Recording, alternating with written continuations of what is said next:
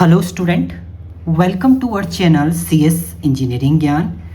Designing analysis and algorithm के tutorial में आज हमारा टॉपिक है properties of asymptotic notation. Asymptotic notation की कुछ प्रॉपर्टी होती हैं जिसमें आपका ट्रांजिटिव प्रॉपर्टी है, सिमेट्रिक प्रॉपर्टी है, असिमेट्रिक प्रॉपर्टी है, रिफ्लेक्सिव है, जनरल प्रॉपर्टी है। तो ये सब हम देखेंगे किस नोटेशन के अंदर कौन सी प्रॉपर्टी आपकी प्रॉपर्ली वर्क करती है, वो हम लोग इसके अंदर देखेंगे।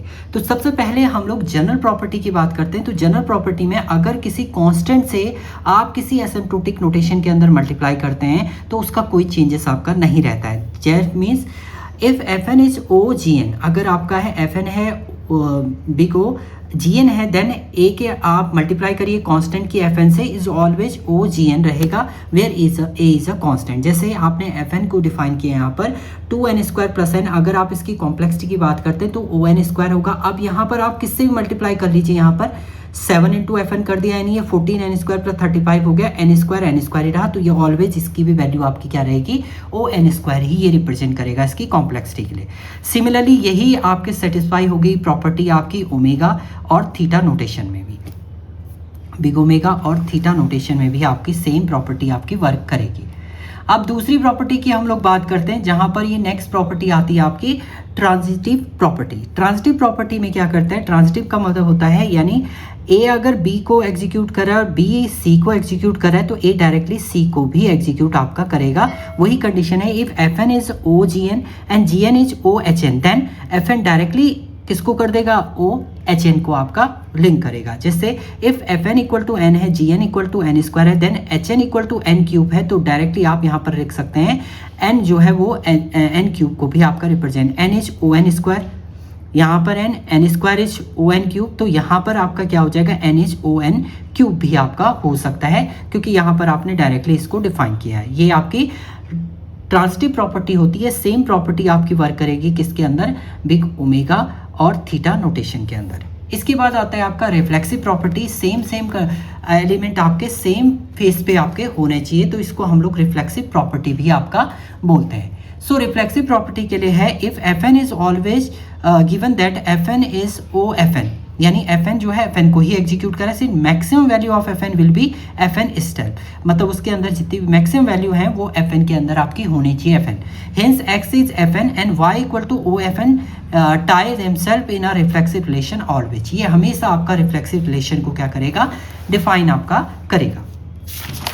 जैसे एग्जाम्पल की अगर हम बात करते हैं, यहाँ पर देखिए, यहाँ पर दिया हुआ है एग्जाम्पल, एक Fn दिया है, Fn = n² ON² such that OFN भी आपका ये डिफाइन कर सकता है। सिमिलरली प्रॉपर्टी आपकी ओमेगा और थीटा नोटेशन पे भी आपकी वर्क करती है।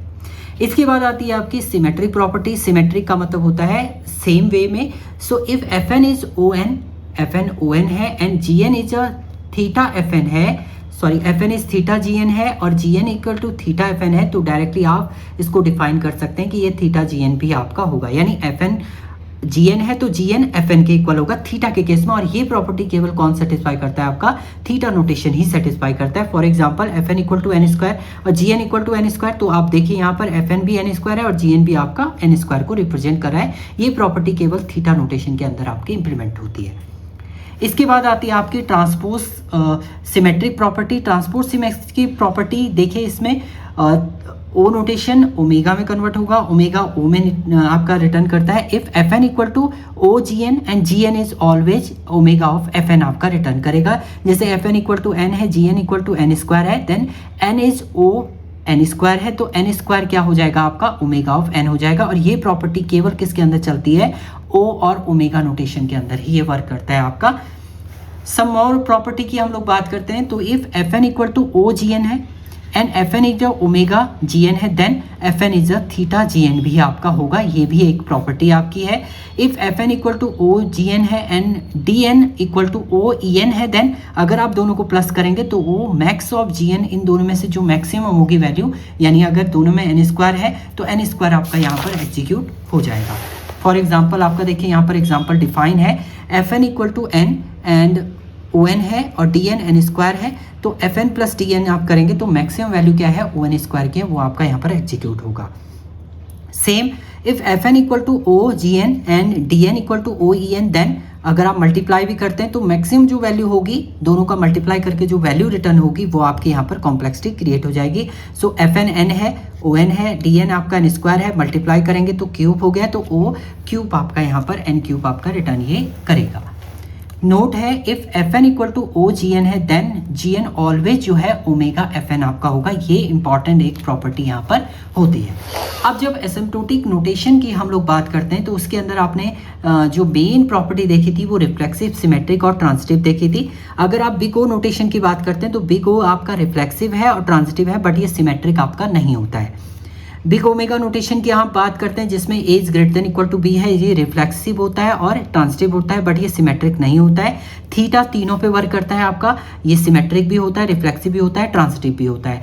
और स्मॉल ओ की बात करते हैं, स्मॉल ओ आपका जो नोटेशन है वो वर्क करता है आपका ट्रांजिटिव प्रॉपर्टी पे, और स्मॉल ओमेगा नोटेशन वो भी आपके ट्रांजिटिव प्रॉपर्टी पे ही वर्क आपका करता है।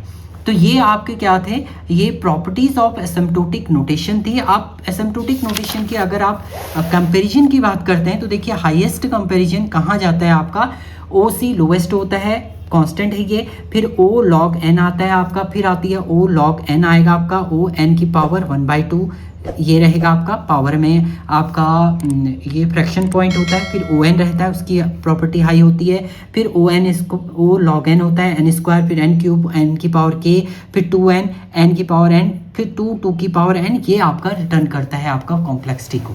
तो अगर आप प्रॉपरली देखें तो यहाँ पर डिफाइन है, ये कांस्टेंट है, फिर ये वैल्यू है, फिर ये इस तरीके से आपका जाता है। तो हाईएस्ट आपका कौन सी चली जाती है, 2 की पावर 2n तक ये आपका जाएगा, तो हाईएस्ट पावर होगी आपके एसिम्प्टोटिक नोटेशन की। तो ये थे आपके एसिम्प्टोटिक नोटेशन। Thank you.